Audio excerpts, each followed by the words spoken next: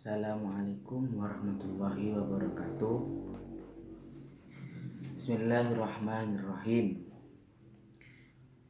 Kalian saya di sini akan menjelaskan sedikit paparan tentang sejarah perkembangan akhlak tasawuf. Sebelum saya menjelaskan tentang sejarah perkembangan akhlak tasawuf, alangkah lebih baiknya kalau kita terlebih dahulu mengetahui apa itu akhlak tasawuf. Pengertian dari akhlak tasawuf itu apa? Seperti itu. Pengertian akhlak tasawuf di sini kita bahas satu persatu ya. Kita bahas akhlak dulu. Akhlak pasti sudah banyak dari kalangan masyarakat, dari kalangan kita. Apa itu akhlak? Pasti sudah mengetahui apa itu akhlak. Secara etimologi, akhlak berasal dari bahasa Arab akhlaqo yukhliqu akhlaqon, yang mana berarti adat kebiasaan, budi pekerti, tingkah laku dan juga perbuatan. Sedangkan secara terminologi, akhlak ialah segala sesuatu yang berasal dari perbuatan, kejadian yang dilakukan oleh seseorang, yang dilakukan oleh manusia, itu dinamakan akhlak. Banyak pendapat tentang akhlak dari tokoh-tokoh ulama. Dapat saya simpulkan bahwa akhlak adalah perbuatan atau tingkah laku atau juga keadaan jiwa yang mendorong melakukan sesuatu perbuatan secara spontan, tanpa pertimbangan dan proses berpikir terlebih dahulu, dan tanpa adanya unsur paksaan. Nah, itu akhlak. Dan juga pendapat Imam Al-Ghazali juga tidak jauh dari pendapat atau penjelasan yang sudah saya bacakan tadi. Sedangkan pengertian dari tasawuf secara bahasa dan juga secara istilah di sini banyak pendapat dari kalangan ulama, dari kalangan tokoh-tokoh sini. Secara bahasa tasawuf ada yang menyebutkan ahlu sufah, ada juga yang menyebutkan safa. Ahlu sufah di sini berarti berdiam di serambi-serambi masjid. Sedangkan safa di sini orang-orang yang mencucikan dirinya di hadapan Tuhannya. Secara istilah di sini juga banyak pendapat, diantaranya Al-Juraini, Al-Junaidi, dan juga Muhammad Ali Al-Ghassab.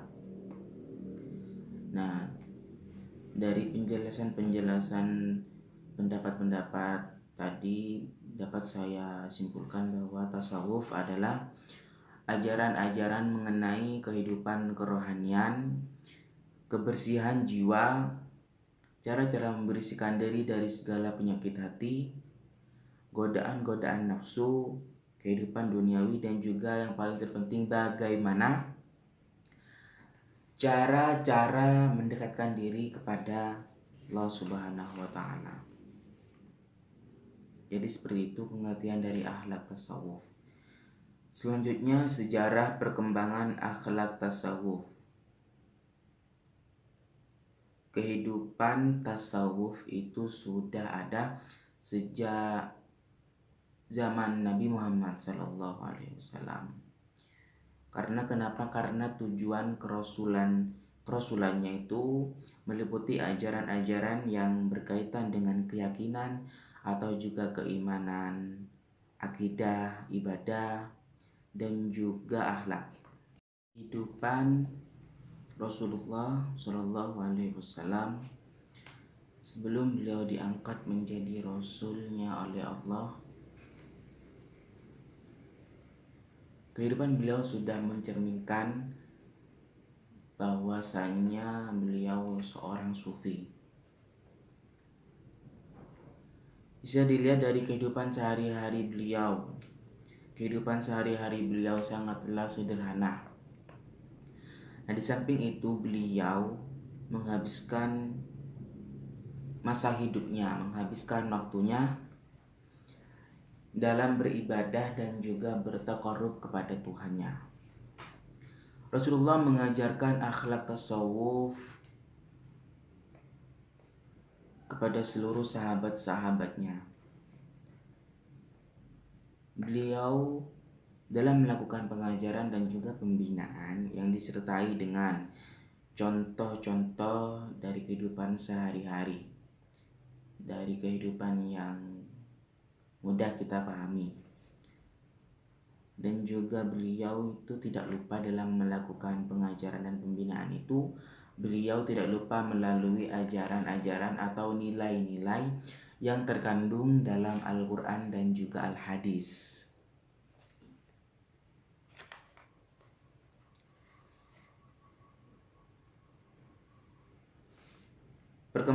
Sejarah perkembangan akhlak tasawuf ini dibagi ada beberapa fase, ada beberapa tingkatan.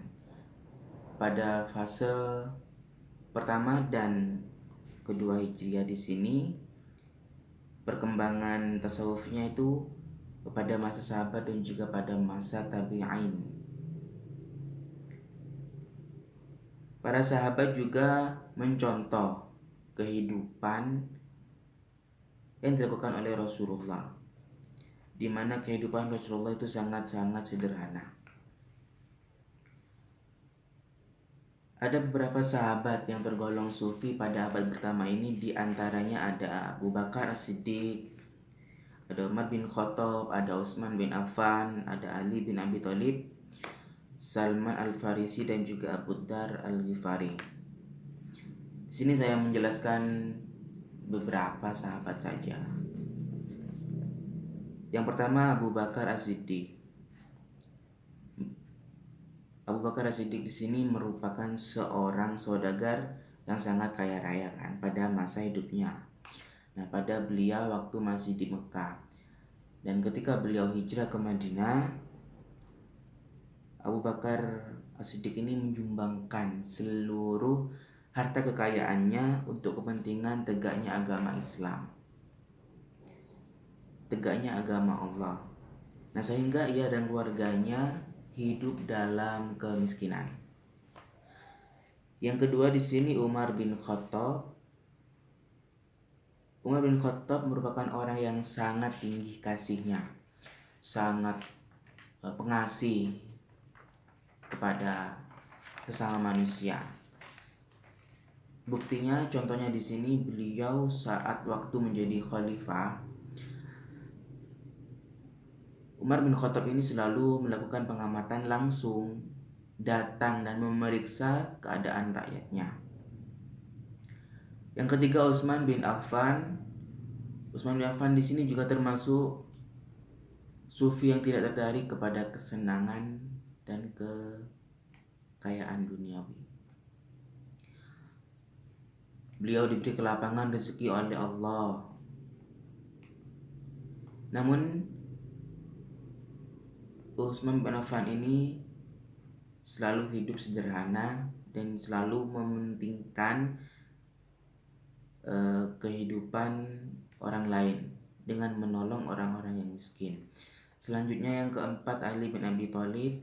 Beliau juga termasuk sufi yang hidup dalam kesederhanaan.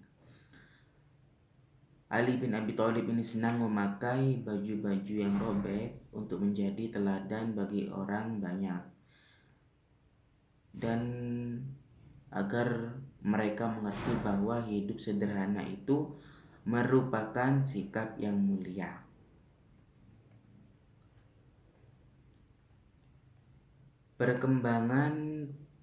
Selanjutnya perkembangan tasawuf pada masa tabi'in. Ada beberapa tabi'in. Di sini ada Al-Hasan Al-Basri, Sufyan Said As-Sawri dan juga banyak lagi.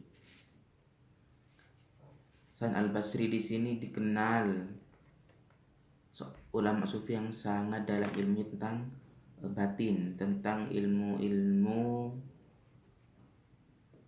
rahasia seperti ilmu batin dan juga ajaran zuhud. Sufyan bin Sa'id As-Sauri di sini dikenal sebagai ulama sufi yang selalu mengabdi dan mengajarkan ilmu yang ada pada dirinya, mengajarkan kepada orang lain. Selanjutnya pada abad ketiga dan keempat Hijriah di sini, pada abad ketiga perkembangan tasawuf itu sangat pesat, ditandai dengan para sufi yang cenderung membicarakan konsep-konsep yang sebelumnya itu tidak dikenal, seperti maqam, istilah seperti ma'rifat dan juga metode-metodenya di sini. Pada abad keempat di sini kemajuan tasawuf semakin pesat dibandingkan dengan abad ketiga tadi, karena usaha-usaha para ulama tasawuf itu untuk mengembangkan ajaran tasawuf masing-masing, upaya untuk mengembangkan ajaran tasawufnya itu di luar kota Baghdad. Jadi sudah mengembangkan di luar kota.